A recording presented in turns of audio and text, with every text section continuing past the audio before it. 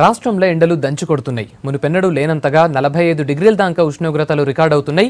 Monday ఎండలకు జనం అల్లాడుతున్నారు. అగ్గిలెక్క మండుతున్న ఎండలతోని ఇంట్ల నుంచి బయటకు వెళ్లాలంటేనే పబ్లిక్ భయపడుతున్నారు.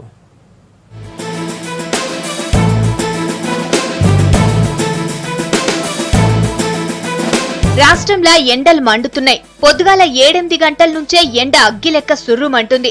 ఎండలు బగబగ మన్నుడుతోటి ఇండ్లకించి బయటకు రావాలంటేనే జనం జంకుతున్నారు. జనం లేక పగటిపూట రోడ్లన్నీ ఖాళీగా కనిపిస్తున్నాయి.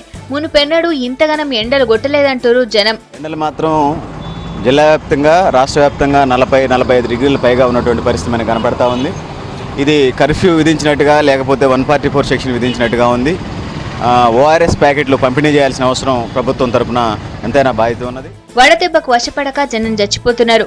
అన్ని ఏరియాలల్లా ఎండలు ఎక్కువనే ఉన్నాయి. 45 డిగ్రీలకు పైగానే ఎండలు దంచి కొడుతున్నాయి. నల్గొండ, ఖమ్మం, రామగుండం, ఆదిలాబాద్ లా ఎండలు ఎక్కువగున్నాయి. ఎండలైటన్న ఓదామంటే భయమైతుందంటారు పబ్లిక్. 4 రోజుల నుండి మనం చూస్తుంటే ఎండ తీవ్రత ఎక్కువగా కనిపిస్తుంది.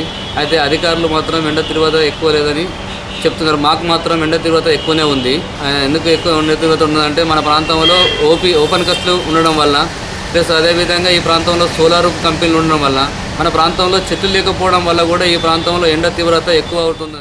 ఇంకో 3-4 రోజుల దాకా ఎండలు ఇట్లనే ఉంటాయంటారు వాతావరణ శాఖోళ్ళు. ఈ 4-5 దినాలు బయట ఎక్కువ తిరగకపోవడం మంచిదంటారు. ఒకవేళ బయటకు పోవాల్సి వస్తే జాగ్రత్తలు తీసుకోవాలంటారు. ఇవాళ ఎండ నిన్నటికంటే కొద్దిగా తక్కువనే ఉందంటారు పబ్లిక్.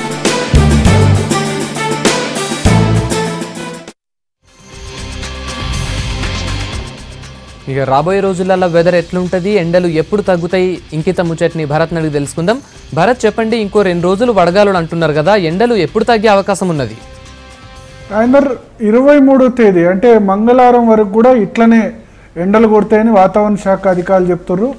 కారణం ఏంటంటే ఎక్కడ కూడా ఇప్పుడు మనం చూసాం 14-15 తారీఖు నుంచి మొదలైతే ఇప్పటి వరకు కూడా ఎండలు ఏమాత్రం తగ్గలే.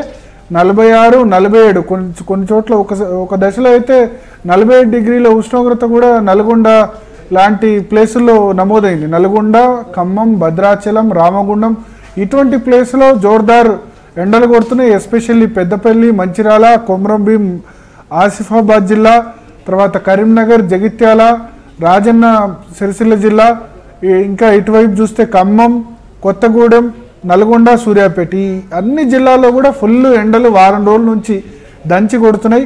దాదాపు అన్ని చోట్ల కూడా 45 డిగ్రీల కంటే ఎక్కువ టెంపరేచర్ నమోదవుతుంది. ఎప్పుడైతే 45 డిగ్రీల కంటే టెంపరేచర్ ఎక్కువ నమోదవుతుందో బయట తిరిగిన వాళ్ళకి ఎండ దెబ్బ కొట్టుడు పక్కన ఉంచితే ఇంట్లో ఉన్న వాళ్ళకు కూడా ఎండ దెబ్బ కొట్టే ఛాన్స్ ఉంటుంది. అందుకని 45 డిగ్రీల ఎండ అనేది చాలా డేంజరస్ ఎండ.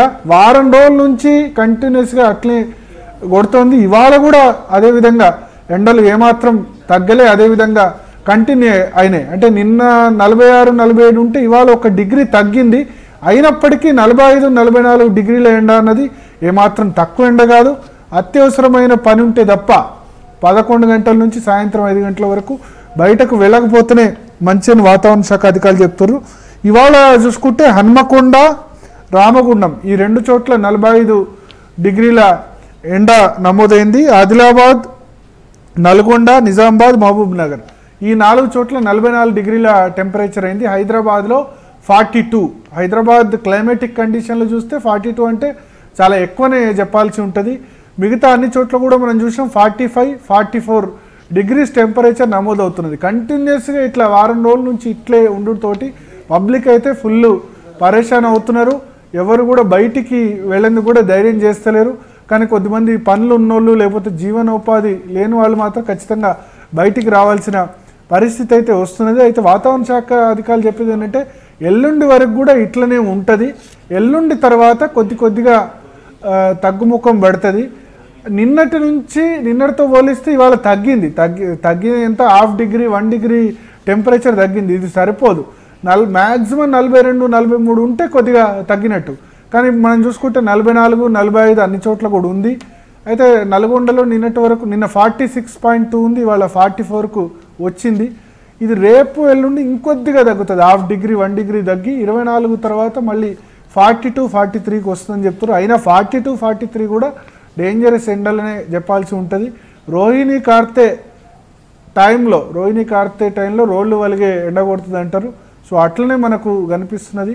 ఋతుపవనాలు వచ్చేంత వరకు కూడా ఋతుపవనాలు తెలంగాణలో జనరల్గా జూన్ 5వ తేదీన స్టార్ట్ అవుతాయి. ముందుగా దక్షిణ తెలంగాణ నుంచి స్టార్ట్ అయితే రాయలసీమ నుంచి తెలంగాణకు వస్తాయి. దక్షిణ తెలంగాణ మీదుగా ఉత్తర తెలంగాణ దాదాపు జూన్ 12 వరకు మొత్తం తెలంగాణ వ్యాప్తంగా ఎంటర్ కావాలి. ఈసారి వాతావరణ శాఖ అధికారులు ఏం చెప్తున్నారంటే ఈసారి టైంకే వస్తాయి ఋతుపవనాలు. కేరళలో మే 30వ తారీఖు వల్ల వస్తాయని చెప్తున్నారు. అంటే 2 రోజుల ముందే వస్తాయని చెప్తారు. సో పబ్లిక్ అయితే కోరుకుంటారు ఋతుపవనాలు తొందరగా రావాలి, తొందరగా ఎండలు తక్కువ కావాలని అయితే కోరుకుంటున్నారు. వర్షం కూడా ఎక్కడ దగ్గరలో పడతలేదు. దాదాపు మే 9, 10వ తారీఖు అయితే ఫుల్ వర్షాలు పడ్డాయి. హైదరాబాద్లో మనం చూసినాం 9 సెంటీమీటర్ల వర్షం పడ్డది. సో ఇప్పుడు 14వ తేదీ నుంచి ఎక్కడ కూడా వర్షాలు లేవు. వర్షాలు షురువు అయితేనే కొద్దిగా, ఎందుకంటే ఎండలు కొద్దిగా తక్కువ అవుతాయి. అంతో ఇంతో ఈ చిరుజల్లులు పడితే అయ్యేదేం లేదు. భూమి పూర్తిగా దడుస్తేనే కొద్దిగా చల్లబడుతుంది. అయితే ఎక్కడ ఆంధ్రప్రదేశ్లో తర్వాత ఈ పైన ఉత్తర భారతంలో వాయువ్య భారతంలో ఎక్కడ కూడా వర్షాలు లేవు. అయితే అదృష్టం ఏంటంటే ఇవాళ సాయంత్రం ఇప్పుడు ఆంధ్రప్రదేశ్లో వర్షాలు షురువు అయినాయి. విజయవాడ, గుంటూరులో ఫుల్ వర్షం, ఈదురుగాళ్ళు పడుతున్నాయి. దాని ఎఫెక్ట్ వల్ల కొద్దిగా ఖమ్మం, నల్గొండ ఈ జిల్లాల్లో కూడా కొద్దిగా మబ్బులు పట్టి ఉన్నాయి.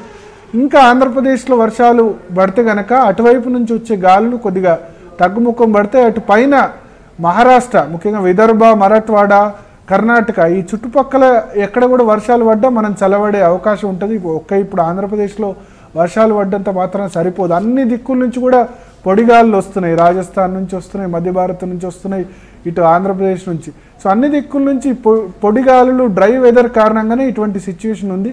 ఎప్పుడైతే ఒక వెదర్ సిస్టమ్ ఏర్పడి ఈ వర్షాలు అన్ని చోట్ల నుంచి వస్తాయో అప్పుడు మాత్రమే తగ్గే అవకాశం ఉంటుంది. అయితే కాకపోతే ఇవాళతో పోలిస్తే ఇంకొద్దిగా రేపు తగ్గే అవకాశం ఉందని చెప్తున్నారు. బట్ అయినప్పటికీ 23rd వరకు కూడా ఇదే 44-45 degrees టెంపరేచర్ అయితే ఖచ్చితంగా ఉంటుందనే చెప్పొచ్చు. Rajender. Okay Bharat, thank you.